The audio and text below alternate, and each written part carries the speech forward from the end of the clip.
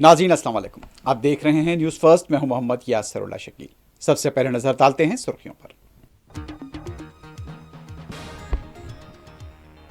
राहुल गांधी का आज हाथरस दौरा। 2020 इस्मत रजी मुतासरा के अफराद खानदान से करेंगे मुलाकात। कांग्रेस के लीडर बौखला गए हैं बीजेपी का रद्देमल।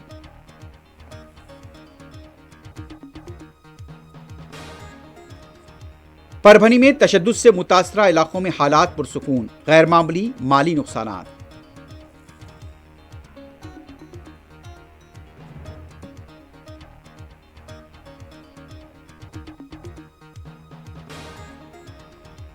पार्लियामेंट के दोनों ऐवानों में अदानी और जॉर्ज सोरोस पर आज भी हंगामों का इम्कान।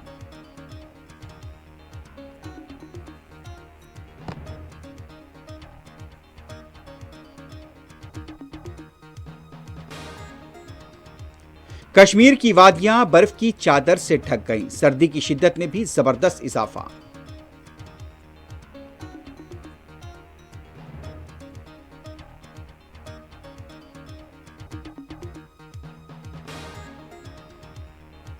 गजा पट्टी पर यहूदी फौज के हमलों में मजीद 30 से ज्यादा शहादतें। बम से मरो या भूख से, अहले गाजा पर इसराइल का जुल्म, दुनिया खामोश।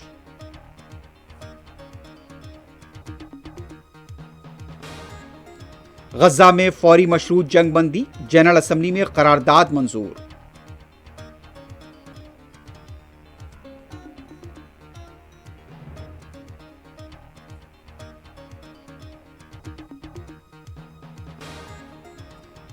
कैदियों को अजियत देने और कत्ल करने वालों को माफ नहीं करेंगे, बागी लीडर का खिताब।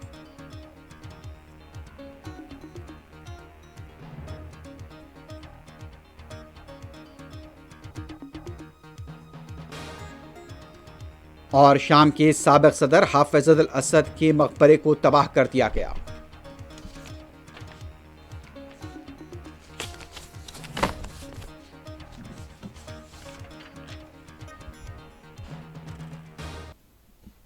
सुर्खियां आपने देखी। अब बढ़ते हैं खबरों की तफसील की तरफ। सबसे पहले बात करेंगे कांग्रेस पार्टी के लीडर और leader of opposition Lok Sabha Rahul Gandhi आज हथरस का दौरा करने वाले हैं। वाज़ेह है कि साल 2020 में इस्मत रजी से यहां पर एक खातून मुतासर हुई थी। इम्कान है कि राहुल गांधी उस खानदान से आज मुलाकात कर सकते हैं। अब तक की जो इत्तलात मिल रही कि राहुल गांधी सुबह में अपनी खैमगाह से निकल चुके थे और सुबह 10:30 बजे वो हाथरस के बुलगरही देहात पहुंच सकते हैं और यहां इंतजामिया को चौकस कर दिया गया है। अब यह पता नहीं चल पाया कि क्या राहुल गांधी को उस गांव तक पहुंचने दिया जाएगा या नहीं जाएगा। 2020 में इस्मत रजी का शिकार खातून और उसके अफराद खानदान से मुलाकात के लिए राहुल गांधी आज सुबह निकले थे, लेकिन अब ये इत्तलात आ रही हैं कि वहां पर हाथरस के अंदर जिस रास्ते से राहुल गांधी गुजरने वाले हैं, पुलिस और सिक्योरिटी का वसीतर बंदोबस्त देखा जा रहा है। क्या राहुल गांधी को वहां पर जाने दिया जाएगा, यह सबसे बड़ा सवाल है। बुलगरही का देहात है जहां 2020 में एक लड़की की इस्मत रजी के बाद हालात कशीदा हुए थे और कौमी सतह पर इस मसले ने काफी सुर्खियां बटोरी थी।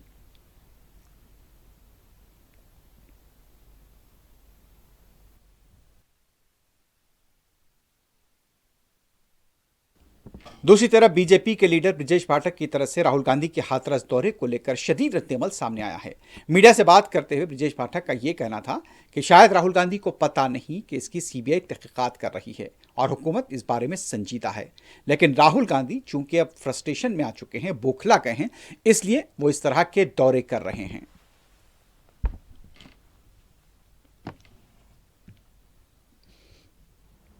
राहुल गांधी जी, आप दिग्भ्रमित हैं, आपके अंदर निराशा का भाव है, आप फ्रस्ट्रेशन का शिकार हैं। आपको पता ही नहीं है कि हाथरस में सीबीआई ने जांच कर ली है, कानून के तहत माननीय अदालत में मामला चल रहा है। जबकि आप दूसरी तरफ कभी हम देखते हैं आप संभल जाना चाहते हैं, कभी अलीगढ़ जाना चाहते हैं। पूरी तरह से आप डिरेल्ड हो चुके हैं। आपसे मेरा अनुरोध है, उत्तर प्रदेश आज नंबर 1 का राज्य इंफ्रास्ट्रक्चर के मामले में, कानून व्यवस्था के मामले में बनने के लिए तेजी के साथ आगे बढ़ रहा है। उत्तर प्रदेश की कानून व्यवस्था की चर्चा पूरे राष्ट्र में होती है। आज हम कह सकते हैं औद्योगिक क्रांति उत्तर प्रदेश में आ रही है, जबकि आप उत्तर प्रदेश को अराजकता की आग में, दंगों की आग में झोंकना चाहते हैं, लोगों को भड़काना चाहते हैं। कृपया ऐसा न करें, मैं आपसे विनती करता हूं। उत्तर प्रदेश राज्य नंबर 1 का राज्य बनने के लिए पूरे राष्ट्र में तैयार हो रहा है। आप पहले मनन करें, अध्ययन करें, विपासना करें और सोचें क्या करना है। आए दिन आप इस प्रकार के रूल जुलूल हरकतों से प्रदेश की जनता, देश की जनता तंग आ चुकी है। धन्यवाद।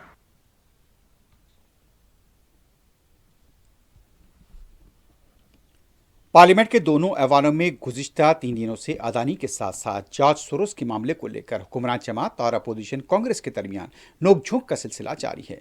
इस दौरान में कांग्रेस पार्टी की तरफ से राज्यसभा के सदनशीन जगदीप धनखड़ के खिलाफ मराज चिकनी और तहरीक अदम एतमाद की नोटिस दी गई है। इस दौरान अब ये कहा जा सकता है कि आज भी पार्लियामेंट की कार्रवाई मुतासिर हो सकती है, लेकिन जब 11 बजे इजलास शुरू होगा तभी इसका पता चल पाएगा। इस दौरान कांग्रेस के एमपी विजय वसंत की तरफ से एक तहरीक इल्तिवा दी गई है। वहां पर यह बताया गया है कि बाज जिस तरह से पोस्ट ग्रेजुएट और रेजिडेंट सीनियर डॉक्टर्स की जो तनख्वाहें हैं या फिर उनकी जो इंटर्नशिप के लिए जो मुआवजा दिया जाता है उसमें बेकायदियों को लेकर उन्होंने मुबाहस का मुतालबा किया है। कांग्रेस के मरियम ठाकुर ने भी लोकसभा में तहरीक इल्तिवा की नोटिस दी है और इसमें यह बताया गया है कि प्रोजेक्ट के सिलसिले में 5,000 एकड़ जिसमें तमिलनाडु की बायोडाइवर्सिटी हेरिटेज है वहां को लेकर इस सिलसिले में उनके मुबाहस का मुतालबा है और एक तहरीक इल्तिवा की नोटिस दी गई है। आज पार्लियामेंट की कार्रवाई कैसी रहेगी? वैसे यह बताया जा रहा है कि जुमे को और हफ्ते को दस्तूर पर 2 रोजा मुबाहस होने वाले हैं, लेकिन आज की पार्लियामेंट की कार्रवाई के बारे में भी हम अपने नाज़रीन को आगाह करते रहेंगे।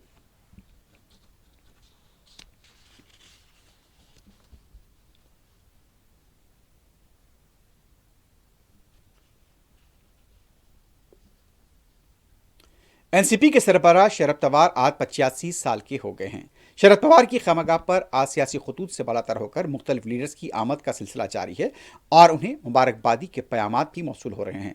अजीत पवार, प्रफुल्ल पटेल के साथ साथ दूसरे कई लीडर्स आज शरद पवार की खमगाह पर देखे गए हैं। शरद पवार के पास यानी कि उनकी पार्टी के जो अरकान हैं और जो एमएलएस हैं या कारकुन हैं वो भी आज शरद पवार की खमगाह पर देखे गए हैं।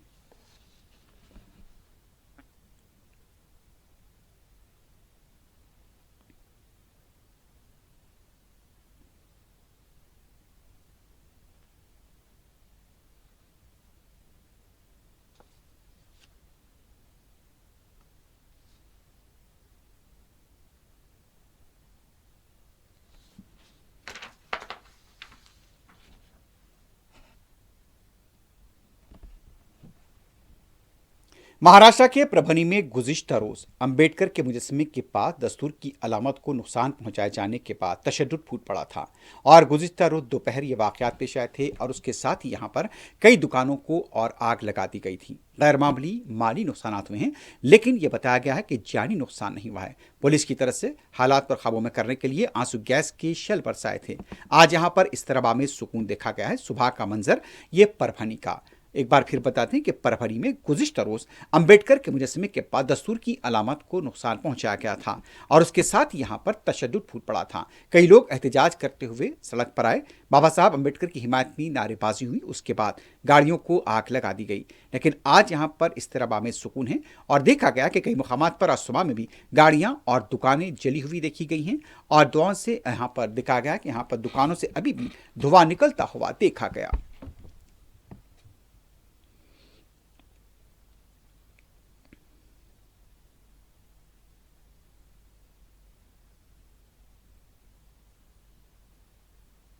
क्या यहाँ पे एग्जैक्टली हुआ था? एक 12 से 4 बजे की घटना है ये पूरी। उसके बीच में ये सब दंगा होगा सब, और उसमें क्या होगा कि जो मॉब था वो सुनने की तैयारी में नहीं था।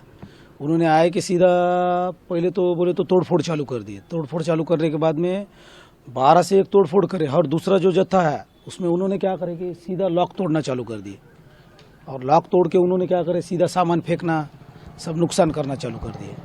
पुलिस मौजूद थी तब यहाँ? पुलिस, एक लेडीज पुलिस थी, उन कुछ मार लगा तो उन्होंने भागते इधर आ गए थे। ज़्यादा पुलिस नहीं थी यहाँ, पुलिस कम थी बहुत। यहाँ तकरीबन कितने दुकानों का नुकसान हुआ है? यहाँ पे सब मार्केट का नुकसान है, ऐसा किसका नहीं बोल के नहीं, सभी नुकसान है। आपकी कौन सी दुकान है यहाँ? मेरी ये सर शॉप है। आपका नाम? मेरा अतुल भटकर।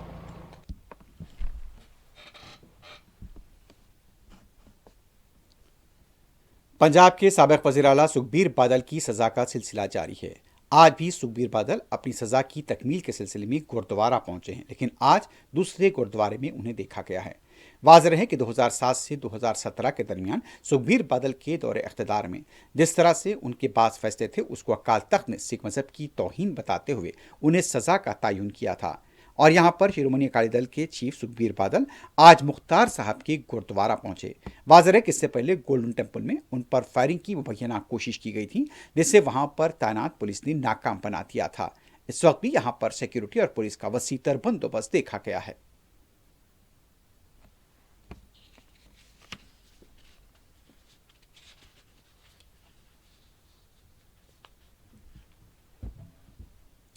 मुसलसल बर्फबारी की वजह से कश्मीर की वादियां बर्फ की चादर से ढक गई हैं। इंतहाई खूबसूरत और दिलकश मंजर वादियों का देखा गया है।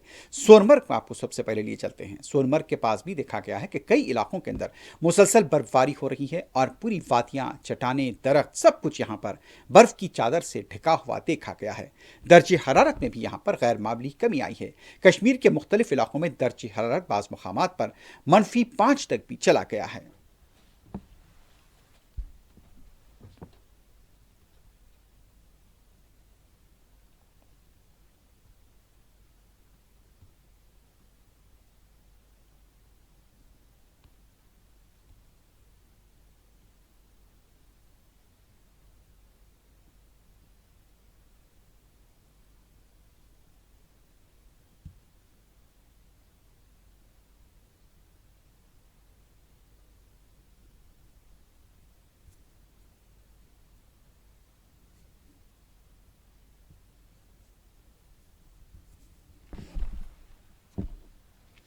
दूसरी तरफ कश्मीर के बांदीपुरे में भी बर्फबारी हो रही है और आज भी खूबसूरत मंजर वहां का देखा गया है। वैसे तो कश्मीर के कई इलाके बर्फ की चादर से ढके हुए हैं, जैसा कि हमने बताया कि सोनमर्ग ये बांदीपुरे में है, जो कि अब ताज़ा बर्फबारी वहां पर हो रही है।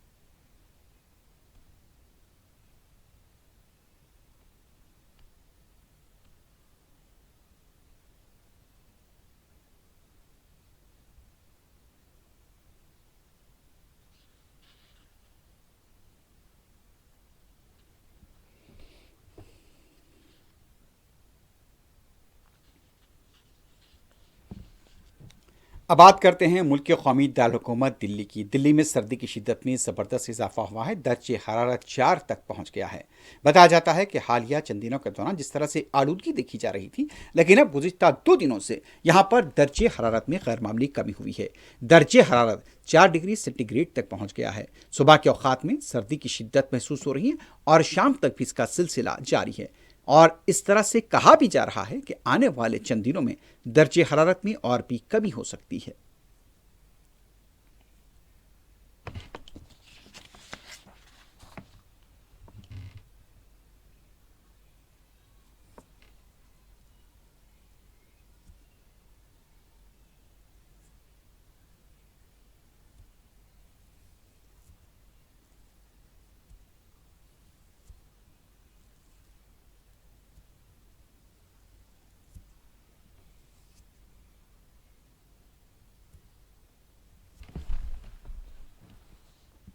राजस्थान का माउंट आबू का इलाका, यहां पर भी बर्फबारी हुई है। दर्जे हरारत में नुमाया कमी देखी गई है।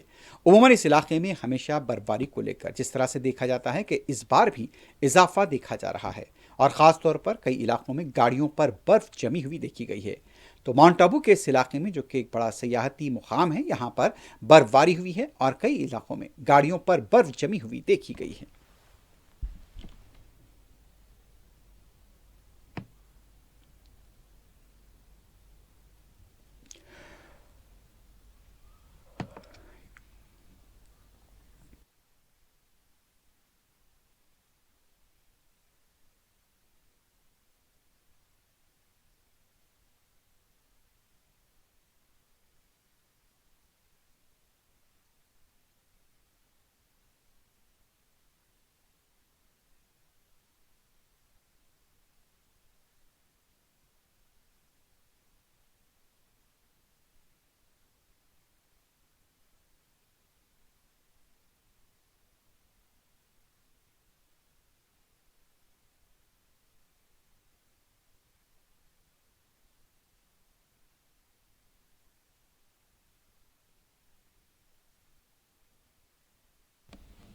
अब बढ़ते हैं तमिलनाडु की तरफ। तमिलनाडु के डिंडीगुल और तूतीकुडी में बारिश हुई है। बारिश का सिलसिला ये बताया जाता है कि और भी जारी रह सकता है। सुबह के औकात में बारिश की वजह से कई मुकामात पर पानी भी जमा देखा गया है। जुनूब के इलाके तमिलनाडु और आंध्र प्रदेश के भी पास इलाकों में बारिश होने की पेशकयासी की गई है।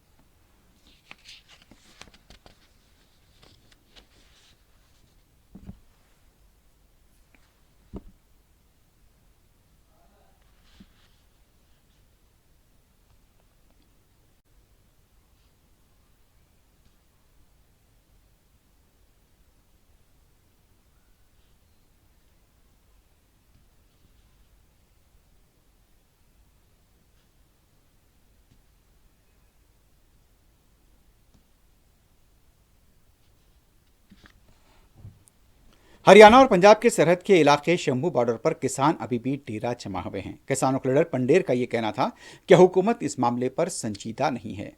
बताया जाता है कि किसानों की तरफ से दिल्ली मार्च करने की कोशिश को नाकाम बना दिया गया है। किसान लीडर पंडेर का यह कहना था कि हम मुसलसल दिल्ली की तरफ मार्च करने की कोशिश कर रहे हैं।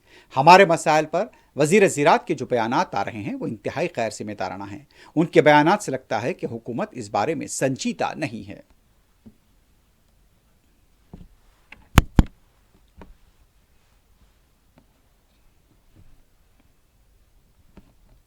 हाँ, देखिए, जो किसान मजदूर मोर्चा और एसकेएम नॉन पॉलिटिकल का जो आंदोलन दिल्ली आंदोलन 2 के नाम से मशहूर हुआ है, उनको 305 दिन आज हो गए और खनौरी बॉर्डर पर अमर अनशन लगभग 17वें दिन में दाखिल हो गया है। जहां तक सरकार का न्योते का सवाल, अभी तक सरकार के मंत्री जो मुझे लगता भी एक विदाउट संजीदगी, जो संजीदगी नहीं है उनके बयानों में, गैर संजीदा बयानबाजी कर रहे हैं। तो कोई भी इस तरह का प्रस्ताव अभी है नहीं कि सरकार अभी वार्ता के लिए तैयार हो रही है हमारे साथ। और जो भारत सरकार के मंत्री हैं, राज्य मंत्री हैं, वो अकेला एमएसपी लीगल गारंटी कानून के ऊपर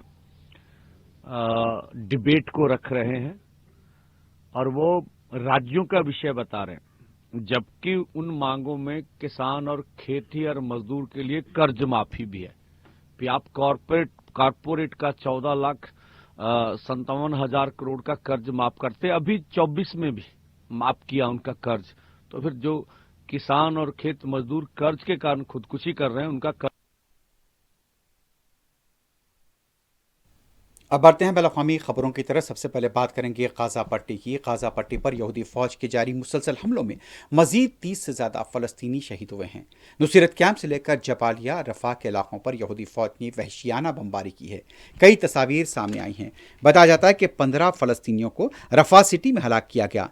ये उस वक्त हलाक हुए जब अल रशीद स्ट्रीट के पास अल अक़वा का इलाका, यहाँ पर इमदाद के लिए लोग खड़े थे और उस दौरान में यह हमला किया गया है। इस तरह से कई इलाकों के अंदर भी यहूदी फौज की इस बमबारी में मासूम बच्चों की शहादत हुई है। 6 फ़लस्तीनी अल जलाला स्ट्रीट गाजा सिटी के पास यहूदी फौज के हमले में शहीद हुए। यहाँ पर अपार्टमेंट को निशाना बनाया गया। इसके साथ साथ अल महाता मस्जिद के पास, जो कि याफा स्ट्रीट गाजा सिटी के पास है, वहाँ पर भी यहूदी फौज की बमबारी में लोग सड़कों पर पड़े हुए देखे गए।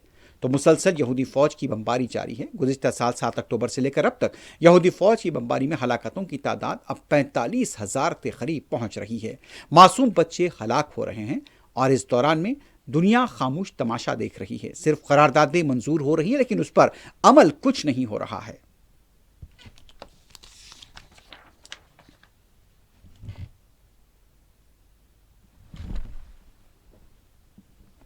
बम से मरो, मिसाइल से मरो या फिर भूख से मर जाओ, ये इसराइल की पॉलिसी है और दुनिया खुलकर इसराइल की तायद कर रही है। गाजा में इस वक्त बताया जाता है कि यहाँ पर तकरीबन 18 लाख से ज़्यादा लोग यहाँ पर भूख से यहाँ पर परेशान हैं। कई लोग फाका कशी से मर रहे हैं। अक़वाम मुत्तहिदा के मुताबिक शुमाली गाजा में गुज़िश्ता 66 दिनों से इंसानी इमदाद बड़ी हद तक रुक चुकी है। आलमी इदारे के मुताबिक इसराइली पाबंदियों ने 65 से 75,000 फ़लस्तीनियों को खुराक, पानी, बिजली और फिर सेहत की देखभाल तक रसाई से महरूम कर दिया है। जबकि यह बताया जाता है कि यौमिया यहाँ पर हज़ारों की तादाद में लोग और बच्चे एक एक दाने के लिए, एक रोटी के लिए तरस रहे हैं। कई बेकरियों पर हमले करते हुए उसे नाकारा बना दिया गया है। चंद एक बेकरियां काम कर रहे हैं, वहां पर गैर मामूली हुजूम देखा जा रहा है। इमदाद के लिए जब कतारें लगती हैं तो लोग यहाँ पर धक्कमपेल के दौरान में ग़िज़ा हासिल करते हैं। तो ये मंजर है कि ग़ज़ा में दाने के लिए, रोटी के लिए यहाँ के लोगों को तरसना पड़ रहा है, जबकि दुनिया खामोशी के साथ इस जुल्म को देख रही है।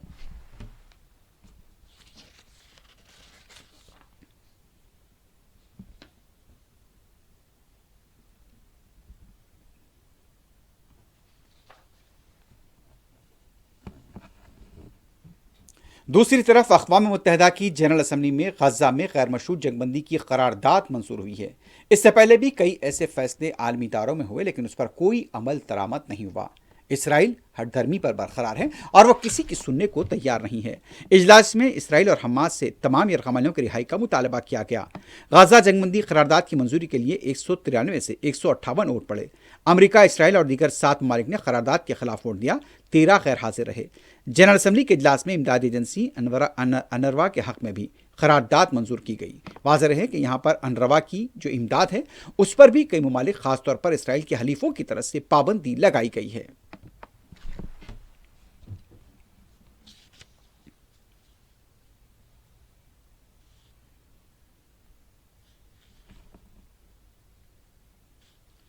इस दौरान इत्तला मिल रही है कि मगरबी किनारे के अल-कुद्स के इलाके के पास यहाँ पर एक हमले में 3 सेटलर्स यानी कि यहूदी बाज़ाबात कार जख्मी हुए हैं। बस के पास यह हमला किया गया है। अभी तक हमलावर को गोली मारे जाने की इत्तला मिली है, लेकिन अभी इस सिलसिले में तफसीलात सामने नहीं आई हैं। लेकिन बस के पास यहाँ पर इसराइली फौजियों को और सिक्योरिटी गार्ड्स को देखा गया है। मजीद तफसीलात इस सिलसिले में आनी बाकी हैं।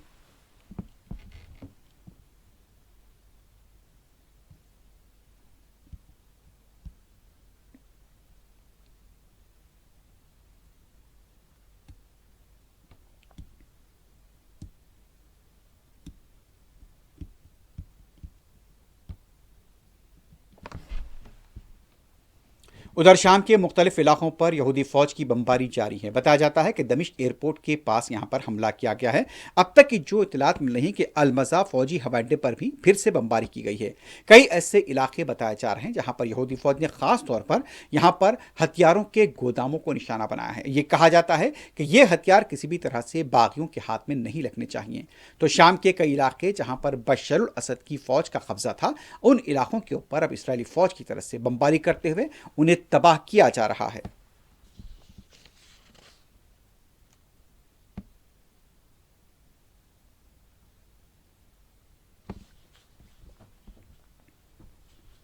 शाम के बागी रहनुमा अहमद अल जुलानी की तरफ से यह कहा गया है कि जो अजियतगाहें बशर असद के दौर में खोली गई थी, जहां पर लोगों का कत्ल किया गया, उन अजियतगाहों और जेलों को बंद कर दिया जाएगा।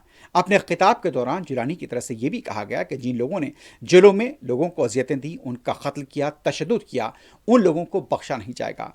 अगर वो यूरोप या किसी दूसरे मुल्क भी चले गए हैं तो वहाँ की हुकूमतों से दरख्वास्त की जाएगी कि उन लोगों को हमारे हवाले किया जाए।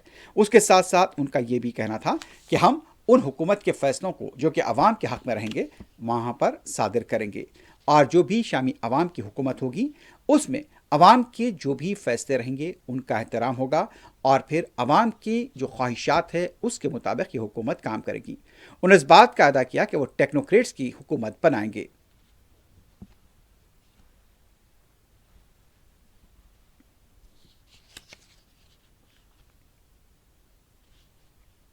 इस दौरान इत्तला मिल रही है कि शाम के लताकिया के इलाके में साबिक सदर हाफिजुल असद के मकबरे को तबाह कर दिया गया है। ये इत्तलात मिल रही हैं कि इसके कुछ मनाजिर सामने आए हैं कि ये इत्तला है कि बागियों के ग्रुप की तरफ से साबिक सदर हाफिजुल असद, जो कि शाम के सदर जो कि माजूल हो चुके हैं, फरार हो चुके हैं, बशर अल असद के वालिद थे, उनके मकबरे को तबाह कर दिया गया है। और यहाँ पर यह भी इत्तलात है कि पूरे के पूरे वो उस मकबरे को धमाके से उड़ाया गया है।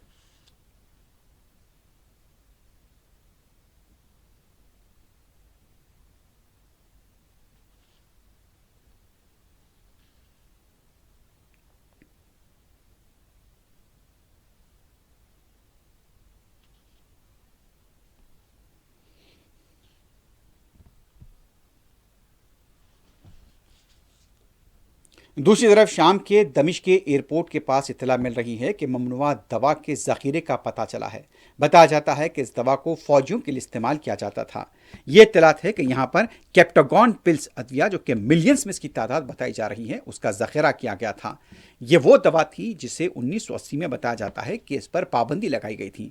ये फौजियों के लिए इस्तेमाल होती थी ताकि यहाँ पर ये लोग ज़्यादा देर तक यहाँ पर उन्हें नींद ना आ सके, और इसके साथ साथ इस पर एक अजीब तरह का नशा इस पर तारी हुआ करता था। तो ख़ास तौर पर इसे दहशतगर्द भी इस्तेमाल किया करते थे। तो बड़ी तादाद में इसका ज़ख़ीरे का पता चला है, और इससे यहाँ पर जब हमला हुआ तो इसमें आग लगी हुई भी देखी गई।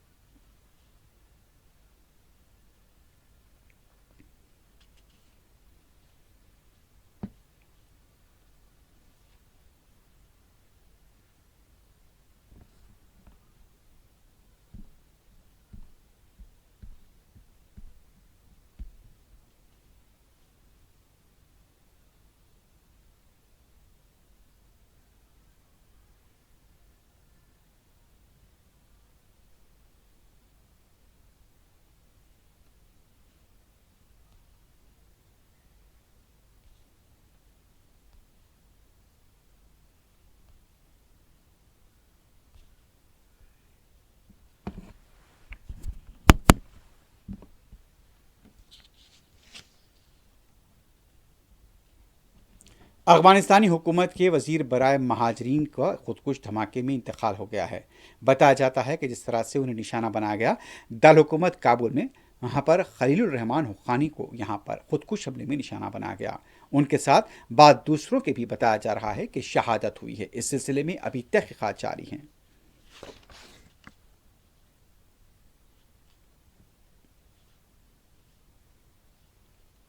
पेंटागन ने इस बात की तरदीद की है कि गुज़िश्ता रोज न्यू जर्सी के फिजा में जो ड्रोन तैयारा पाया गया था उसका ईरान से कोई ताल्लुक नहीं था। पेंटागन की तर्जमान सबरीना सिंह ने वजाहत देते हुए कहा कि इन ड्रोन्स का ताल्लुक किसी भी दुश्मन मुल्क से नहीं था। वाज़ेह है कि ड्रोन के हवाले से अमरीकी कांग्रेस के रुकन चीफ ने अमरीकी टीवी से बात करते हुए ये दावा किया था कि हो सकता है कि ये ईरान का ड्रोन हो सकता है, लेकिन इसकी तरदीद अब पेंटागन की तरफ से कर दी गई है।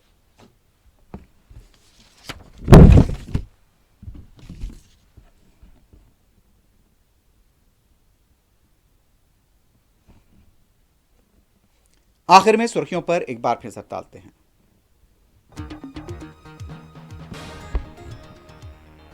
राहुल गांधी का आज हाथरस दौरा, 2020 इस्मत रजी मुतासरा के अफराद खानदान से करेंगे मुलाकात। कांग्रेस के लीडर बौखला गए हैं बीजेपी का रद्देमल।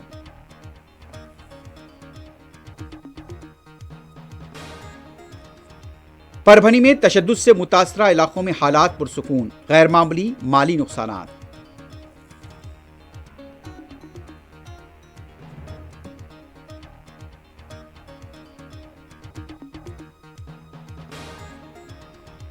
पार्लियामेंट के दोनों ऐवानों में अदानी और जॉर्ज सोरोस पर आज भी हंगामों का इम्कान।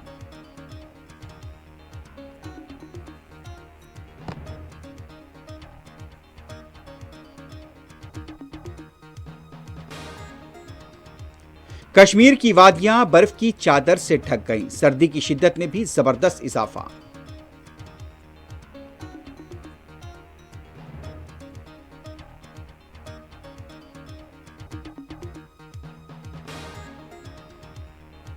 गजा पट्टी पर यहूदी फौज के हमलों में मजीद 30 से ज्यादा शहादतें। बम से मरो या भूख से, अहले गाजा पर इसराइल का जुल्म, दुनिया खामोश।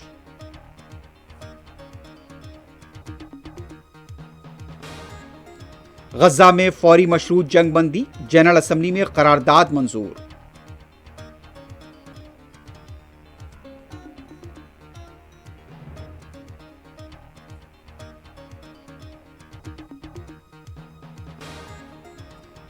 कैदियों को अजियत देने और कत्ल करने वालों को माफ नहीं करेंगे, बागी लीडर का खिताब।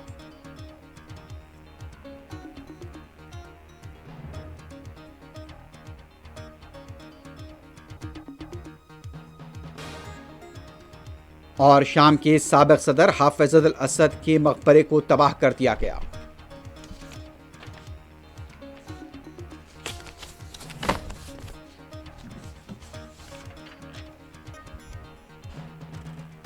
इसी के साथ ही न्यूज़ फर्स्ट अख्ताम को पहुंचती है। अल्लाह हाफ़िज़।